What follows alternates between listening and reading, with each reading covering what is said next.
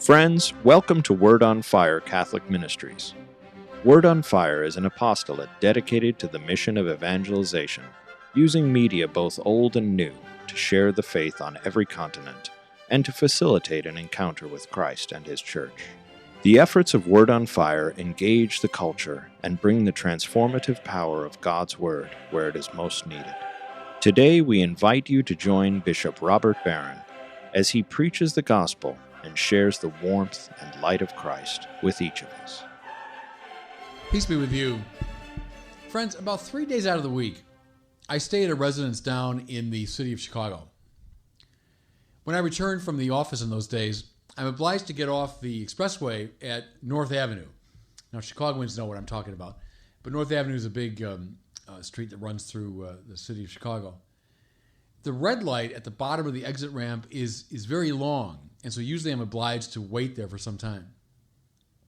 Practically every time I find myself in that situation, there's a homeless man who is positioned down by the end of the exit ramp who comes toward the window of my car and begs for money. Now, usually, because I'm coming from my office, I'm wearing my Roman collar, and it makes the situation even more unpleasant. Now, I'll admit that sometimes I give the man, and there's actually many different people that work out of that position. Sometimes I'll give these people some money. But most of the time, to be honest, my window stays rolled up, and the excuses roll through my head. Well, he'll just use the money for drinks or drugs or something that will harm him. Why should I just hand him my hard-earned money? Why can't he get a job like everybody else? Always, he makes me feel uncomfortable. Largely because of our gospel for this week. The story of Lazarus and the rich man. And you know, the fact that it makes me uncomfortable is very good. This famous parable of Jesus is meant to bother us. Listen now, especially those who, let's face it, like most of us, who are relatively rich, relatively well-to-do. It's meant to get under our skin. It's meant to annoy us. It's like that irritant that compels the oyster to produce a beautiful pearl. Sometimes it's the irritant that gets into our soul and under our skin that produces something beautiful in us. Let's look at the story now and notice how artfully it's told. It's so typical of St. Luke, who was a great literary artist. In a few lines, he's like Picasso, the way Picasso in just a few lines can just suggest a figure. In a few lines, Luke sums up the rich man's character. Listen. Dressed in purple garments and fine linen, and dining sumptuously each day. We'd say, dressed in a Armani suit, dining at the finest restaurants every day, or being served at his home by butlers and servants every day. This man has all the goods of the world, but notice something interesting. He's never named. Once in a while, people talk about the parable of Lazarus and Dives. Well, Dives in Latin just means rich man, so it's not really his name. He's never named in the story. A name, you see, is a point of connection. A name is a means of making contact with somebody. How easily, I think Luke is telling us, wealth can isolate us from the world, walling us in or protecting us from contact with the world. And notice, please, how this unnamed rich man is utterly indifferent to the beggar who lies at his very doorstep. First of all, this is not someone that you can just breeze past in the car, as I so often do. But if Lazarus is right there on his doorstep, that means every time he leaves the house, every time he enters the house, he probably steps over him.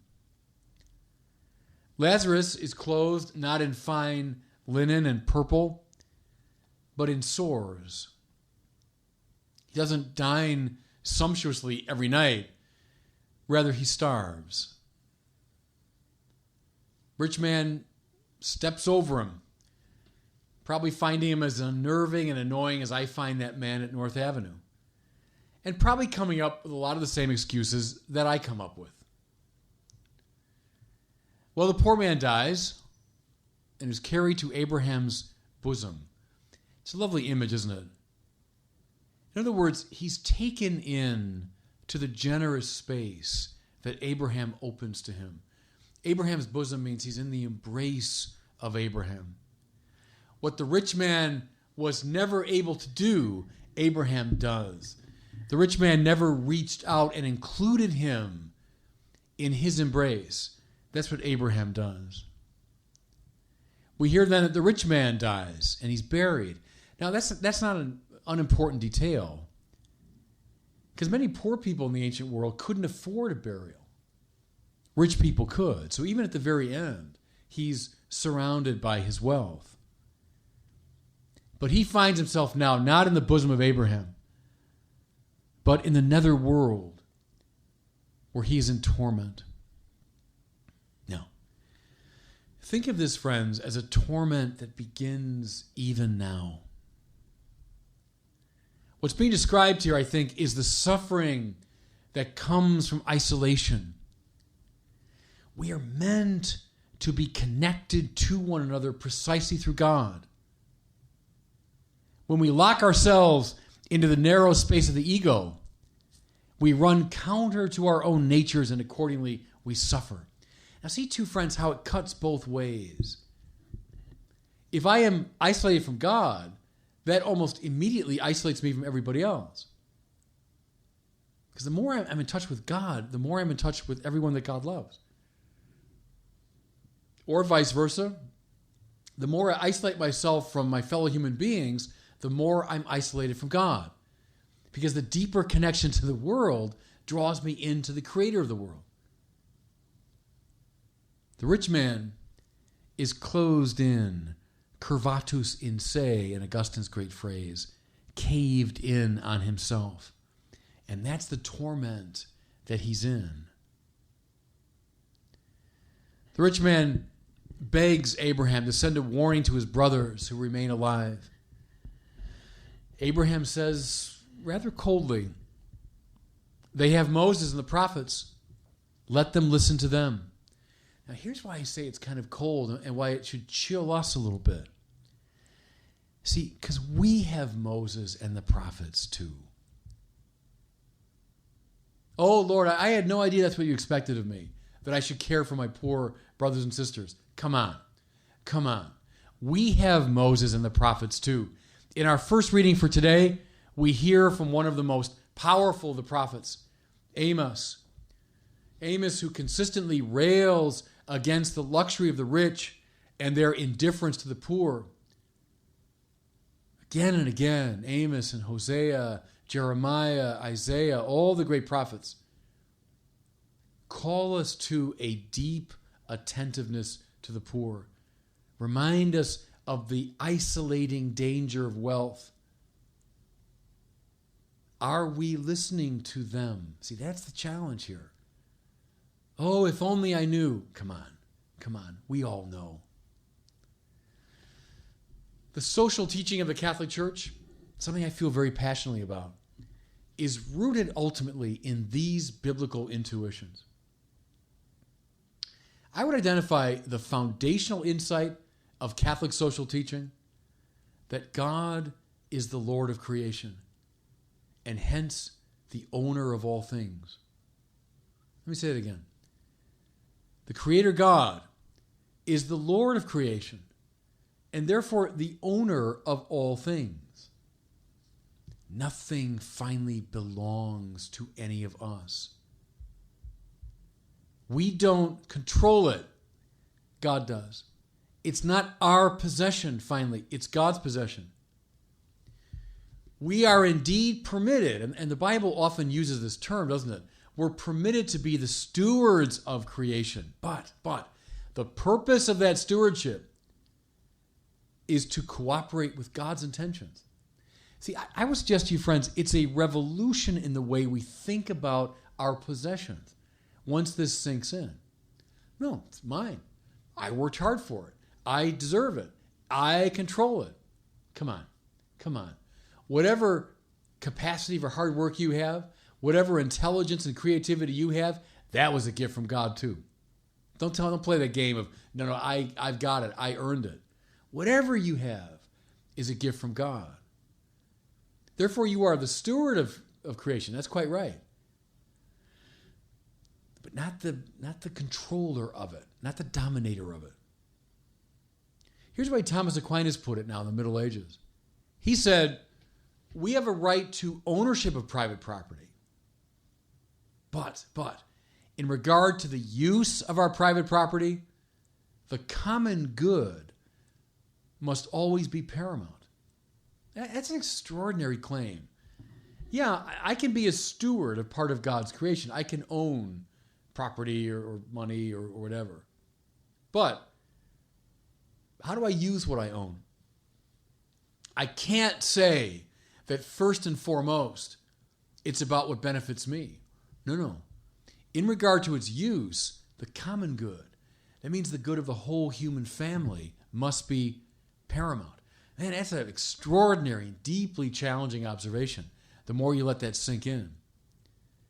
Bill Gates and Rupert Murdoch and Warren Buffett might have accumulated through their skill, creativity, ingenuity, good luck, a good deal of the world's wealth. But finally, none of it is theirs. It's God's. Therefore, the question to ask is, why has God permitted me to have this wealth? I'll suggest your whole financial life will take a new turn if you ask the question that way. Why has God permitted me to have this wealth? What does God want me to do with this money He's allowed me to have? How does my wealth... See, I'm not down on wealthy people. No, God allows certain people to become wealthy. But why? So that their wealth might serve God's purposes. Here's a story I might have shared with you before, but I just love to retell it. Cardinal George, my boss here in Chicago, was addressing a large group of donors under a great tent out at Mundelein Seminary. He thanked the good people profusely, and he reminded them that the poor need them to get out of poverty. So there it is. There's the responsibility of the rich is to reach out to Lazarus on the doorstep. But then he added, and they, the rich, need the poor in order to get them out of hell. See, it's with this image very much in mind. What would get the rich man out of hell would be precisely his generous outreach to Lazarus at the gate. And perhaps in God's providence, that's why Lazarus was there, to give that rich man an opportunity to get out of the torment of self-isolation. Right. Good. That's the challenge. Why is that man so consistently standing at the bottom of the exit ramp at North Avenue? Well, perhaps so I can find a way out of hell. Perhaps so I have the opportunity in reaching out to him to break free of my own tendency toward isolation. Maybe ask the question that way next time there's someone that you concretely can help. Why has God given me the wealth that I have? And why has God placed that person or those persons in a perhaps unnerving way right on my doorstep? Then I think the power of this parable will be felt in your life. And God bless you. Thank you for listening to this week's homily from Bishop Robert Barron. For more resources from Bishop Barron, please visit wordonfire.org.